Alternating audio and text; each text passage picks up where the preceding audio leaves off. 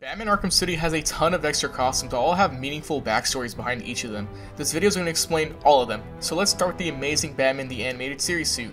I think this one should go without an explanation, but this is the Batman suit from the classic Batman the Animated Series. I really wish we got the suit in Arkham Knight, man. Next, we got the 1970s Batsuit. This is how his costume was typically depicted throughout the 40s and 50s and even into the 70s, like we see here. Originally, the suit conceived of being black and gray, but due to the coloring schemes of early comic books at the time, the black was highlighted with blue instead of black. The next suit we have here is the Year One Batman suit. This suit is from the comic Batman Year One, written by Frank Miller. In this comic, it has a heavy focus on Gordon and Bruce as they both try to find their role in Gotham City. There's a movie as well, and if you haven't seen it, I highly recommend you do. It's one of my favorites. The next suit is the Earth One Batman suit.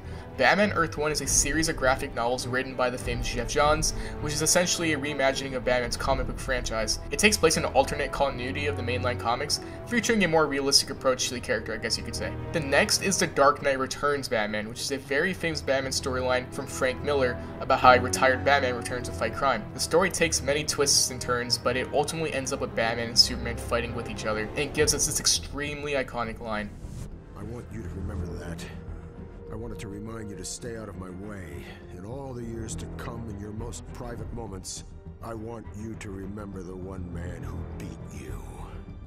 I recommend watching this film or reading the comic if you haven't. The next suit is the Batman Beyond suit. Such a great suit. This is from the beloved Batman Beyond cartoon, where a young man named Terry McGinnis takes the role of Batman who's under the supervision and training of an old Bruce Wayne. This suit is really unique and it's a fan favorite. The next suit is a Sinestro Corpse Batman costume. This suit is from the comic Green Lantern number 17 in 2007 by Geoff Johns and Iron Race. In this comic, a Sinestro Corpse war is about to ensue. A yellow lantern ring chose Batman as a host due to his ability to instill great fear into his enemies. However, Batman's willpower is able to make the lantern ring reject him. And fun fact, in the 2013 Forever Evil comic storyline, Batman revealed that he had kept a yellow power ring after the Sinestro Corpse war. He never uses it, but shows that if he really wanted to, he could have became a lantern. And Batman's final costume is the Batman Incorporated suit. This is a suit from a comic book series published by DC Comics, obviously, written by Grant Morrison, which follows the comic stories of Final Crisis, Batman and Robin, the return of Bruce Wayne, and so on. Those are all of Batman's skins. Let's move on to the other characters. We got a couple of suits for Catwoman. We got the animated series Catwoman, which is obviously from the Batman animated series. This suit will always be a timeless classic. Next, we got the Long Halloween Catwoman. The Long Halloween is a very popular murder mystery Batman comic book.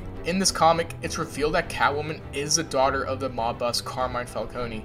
Next up, we got Robin, who has his suit from the Batman animated series as well, looking very faithful and colorful as always. Next up, we have his Red Robin suit. Tim Drake becomes Red Robin after the events of the Battle for the Cowl storyline. In this story, the mantle of Batman and Robin have been taken over by Dick Grayson and Damian Wayne in the wake of Bruce's apparent death. Tim believes that Bruce is still alive though, and decides to forge his own path as a hero, taking up the new lies of Red Robin. And finally, we have Nightwing. We have his only costume in the game, which is from the Batman animated series. It looks really cool though. I really wish they brought all of these back for Arkham Knight, man. And those are all the suits we have that are playable in Batman Arkham City. If you enjoyed, please make sure to leave a like, share, comment, subscribe, all that stuff. I really appreciate it every time. Thank you so much for the support, and I'll see you in the next video. Goodbye, people.